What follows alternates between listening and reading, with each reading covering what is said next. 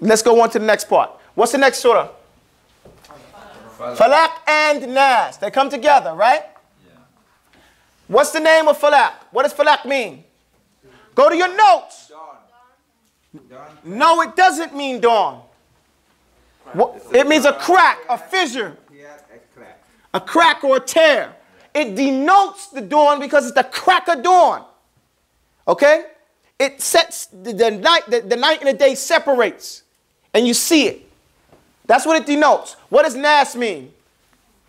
Mankind. Mankind. That's the name. How many ayat is Falaq? Go to your paperwork. Don't you have these handouts?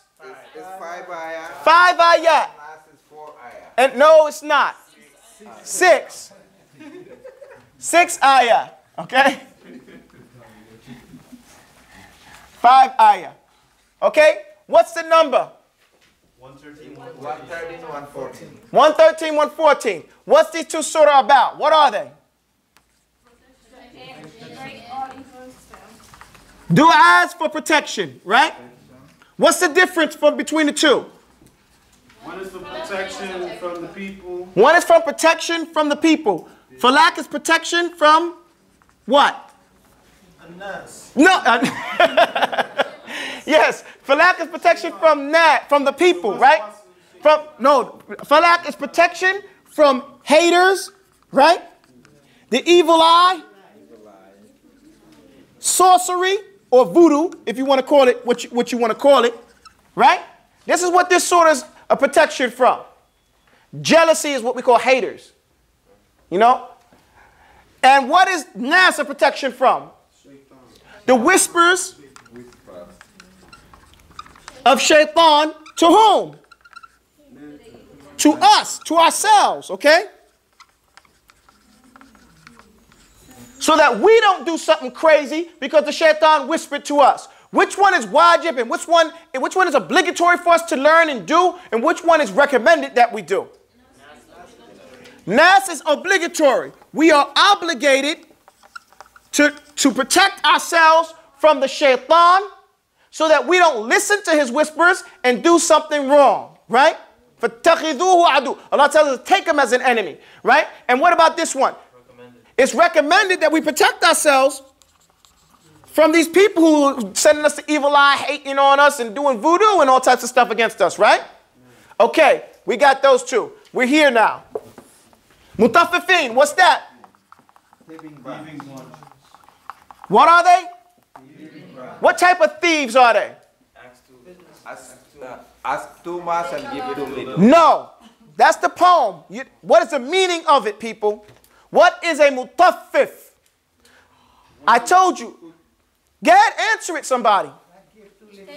If I could, man, I would make you guys write this over and over again. Say it again, Sheikh. Save them. No, you guys are just treating me bad, man. Treating me real bad. Yes, ma'am. He's a petty thief. He's a petty, sneaky cheat. He nickel and dimes you. He's the type of cheat that only steals a little bit. Something that looks or he thinks is insignificant. He takes your change because he thinks you won't notice it. He won't take a whole bunch from you, but he'll nickel and dime you. He's a mutaffif. Okay? That's what the difference between a normal cheat is. And other than stealing from your nickel and diming you, he does it through his affairs too. That's when he asks too much and gives too little. You always got to pull teeth with this person, but you can't get nothing out of him. But he's always asking, begging, and pleading for what he needs or wants. You know? That's when we say he asks too much. You know, make you feel uncomfortable. When he asks you that, he asks you for your socks. Can I have your socks? I really need my sock has a hole in it. You feel so embarrassed, you get a guy your socks. But you ask him, hey man, I put 45 cents in the machine. Can I get a nickel? I gotta get on the bus. So in English, what do you mean? Just one word, mutaffifin. Mutaffifin, there is no one word. English, see, there's a lesson here. Arabic is a richer language than English. So you can write a sentence in English and have one word in Arabic to do that, but you can't do it the opposite way. So it won't mean miserliness? No, he's not miser, because he's not bakhil. We have other words for that too. You know, there's lots of different, you know, he's stingy for sure, but it's different level, okay? Because he's not doing it for miserliness. He's doing it because he's greedy, but he's also got deviance in his heart, and he thinks he's shrewd. He thinks he's smarter than you, so he's going to steal from you, okay? So this mutaffifin is a petty cheat, okay? Petty cheat, okay? What was revealed? Ikhtilaaf. We're not even writing that down. It's an ikhtilaaf, right? How many ayat? 36, okay? What's the name? Okay, we got the name in Arabic and its placement. Where is it in the Quran? 83 ayat. 83 third. It's the 83rd ayat, right? What does it talk about? Book of joy and book of doom. No, that's not it. That's just pointing to it. This is a surah of Aqidah. Say this is a surah of Aqidah. Why do we say Aqidah? Because it talks about the unseen. This surah talks about what's going to happen to this petty, cheating mutaffif on the last day. It says, Wailu lil mutaffifin. To hell with the mutaffifin.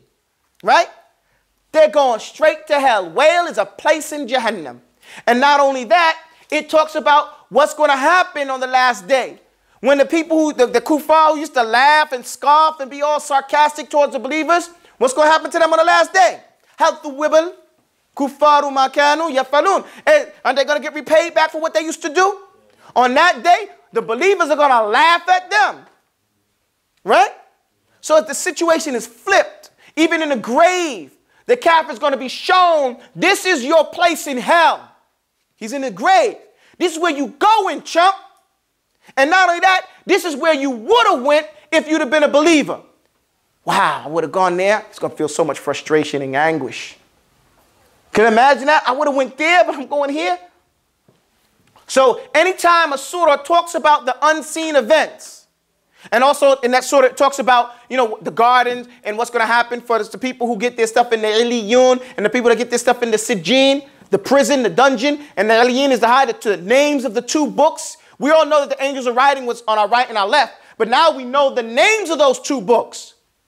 The book on the right is the book of joy. What's it called? What's the book of sadness and doom?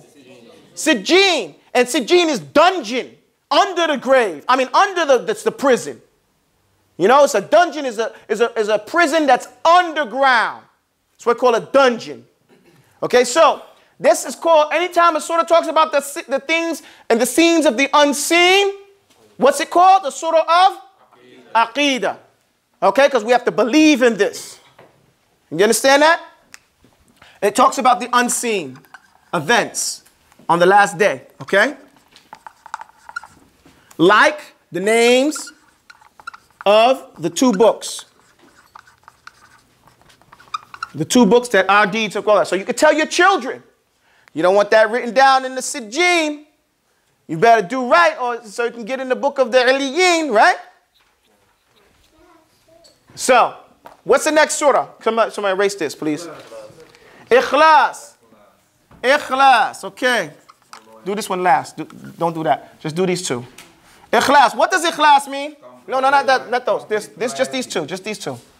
What's that? Loyalty. This guy. What's going on, man? That's cool. Don't leave that there so I can finish this one. No problem. Ikhlas, right?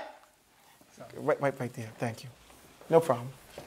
Ikhlas. What does ikhlas mean? Loyalty. Loyalty. Where do we get that from when all the people are talking that it means sincerity? What it is people are translating out of context. What are they doing? Translating out of the context of the actual language that we articulate through. Ikhlas, sincerity, when you're sincere to somebody, you're loyal to them. Ikhlas implies the concept, the idea of extreme and total, complete loyalty to who? Allah. It's called Surah Al-Tafreed, Surah Al-Tawheed, Surah Al-Asas. All these names note that it's the usul of the whole deen, and it's a beautiful description of Allah. And it's an answer to whom? It's an answer to the mushrikeen when they asked about who is Allah. Who is your Lord? They want to know who is your Allah. We got lots of gods, this one and that one. What about yours? What are we going to call him? Qul huwa Allahu ahad. Okay? Allahu samad. Describe him to us. What does he have? 7 arms, 6 legs? Allahu samad. Lam yalid wa lam yulad. Who's his children? Who's his khasasiyya? Who are the people that love him? and not love him, that he loves. Like the Jews say they're the Abna'ullah and everything like that, right? So, how many ayat? 4 ayat.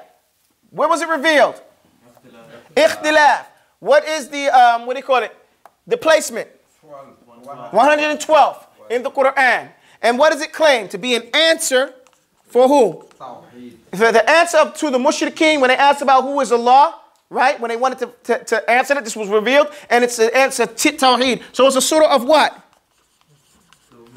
It's a surah of Aqidah also. Because it describes, can anybody describe Allah? But this surah describes Allah, right? So it's again something of the unseen.